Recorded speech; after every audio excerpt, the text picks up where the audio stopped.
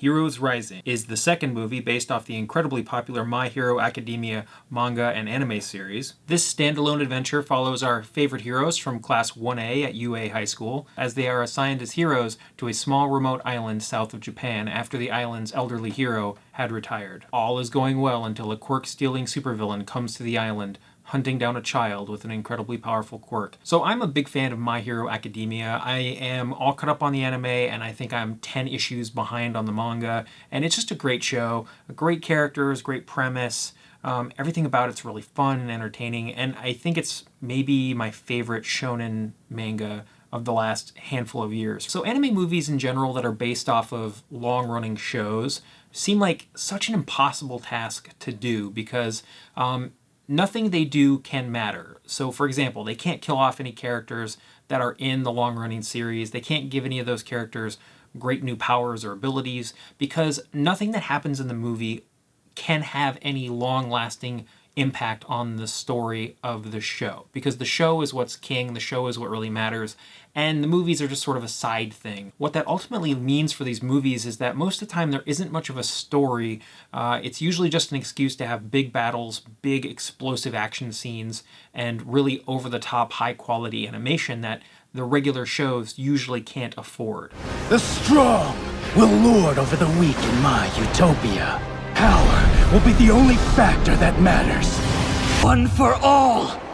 100%! If I can't protect those two, then I can't call myself a hero! This is a race against time! We're the only heroes on this island. We're the only ones who can save the people here. All the characters from Class 1A are here. Midoriya, Bakugo, Ochaka, I never can say her name right. But anyway, all those characters are here, and they're all represented, and they are to form. They are all the way you would expect them to behave. They all look great. They all animate really well. They all have their signature powers and abilities that you would expect. So nothing too surprising there. In terms of new characters, we have the entire class on this remote island. And so we're meeting a bunch of the people who live on the island, in particular these two kids who serve a major plot point in the movie, but they're pretty standard, just little kids. You know, the little boy dreams of being a superhero, and his older sister is trying to convince him not to be a superhero, and he gets inspired by Midoriya, etc., etc. We've seen this before, honestly, in the show. The villains in this movie,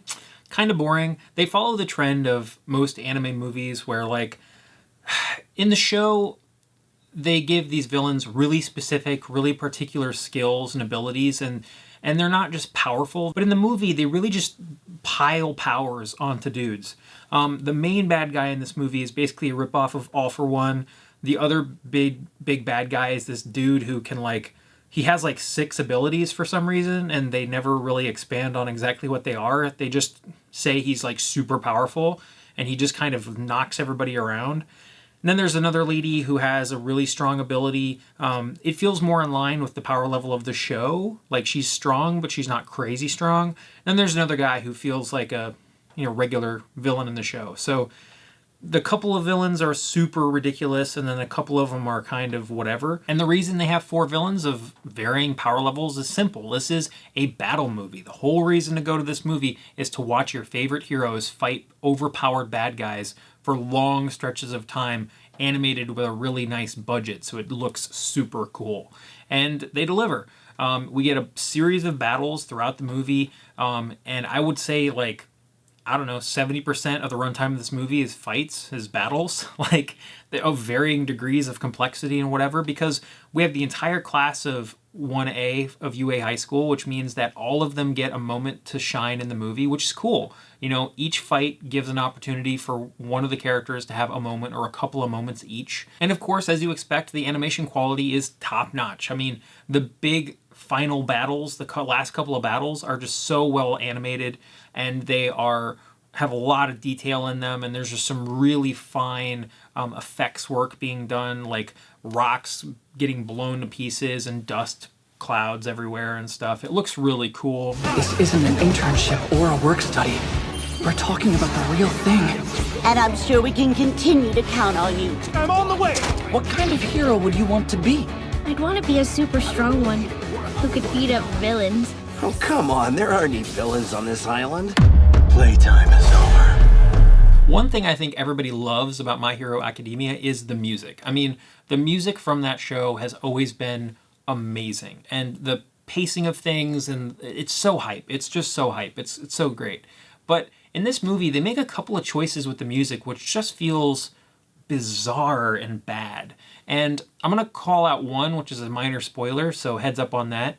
You can skip to the time code here at the bottom of the screen if you want to skip this little spoiler. But basically, during the final fight, they use the standard My Hero Academia theme, the All Might theme from the show, but they reuse it, they re-record it with like an operatic female voice singing it, and it's this big thing, but it's really slow paced, and it's very somber, and it's very just kind of ethereal and weird. It has a beautiful quality to it. It is a beautiful rendition of that song. But the time they decide to use that version of the song is bizarre. They use that version of the song during the big climactic final battle scene where, you know, we're getting all this crazy stuff happening, explosions and like, you know, just rocks breaking apart and lasers firing and stuff's going crazy. And on the screen is just all this stuff happening. And all we're getting is this really slow, melodic version of that song. And on top of that, there's no sound effects. They don't do any sound effects of the like people kicking or like rocks breaking or lasers firing or explosions. It's just the song, and then we have these really fast edited, flashy fight scenes. And it just feels bizarre because the music does not fit at all with the fight that's happening, and so it just feels really weird. I was sitting there going like, man, what's the play here? Like, are they gonna like do a thing where they ramp into like a really heavy rock and roll version of this song when stuff goes cool and crazy? But no, it just sticks with that really slow version the whole fight. And so I was actually let down by that big final fight because the music just completely didn't deliver, and the lack of sound effects made it even worse. With all that being said, my final score for My Hero Academia Heroes Rising is a 7 out of 10. Overall, I enjoyed this movie. Anybody going to this is gonna know what to expect. It's basically a big excuse to have a bunch of high-budget, well-animated fight scenes with our favorite characters from My Hero Academia. And it serves that purpose well. The story is simple, and the narrative structure is also very simple. We've seen it a bunch of times before, but it serves its purpose, and the fight scenes look really cool, and they're semi-creative, and so I think it does exactly what it wanted to do in the first place. If you are a fan of My Hero Academia, I think you're going to like this one a lot, because it does everything the show does in a more truncated fashion. If you are a person who is considering watching this who is not a fan of My Hero Academia and who has not watched the show, I highly recommend you do not go see this movie, because the show is dense. There is a lot of lore, a lot of backstory. There's a lot of specifics about each character, what their abilities are, what their limitations are. And the movie gives an opening like 2-minute explanation of the broad overall world.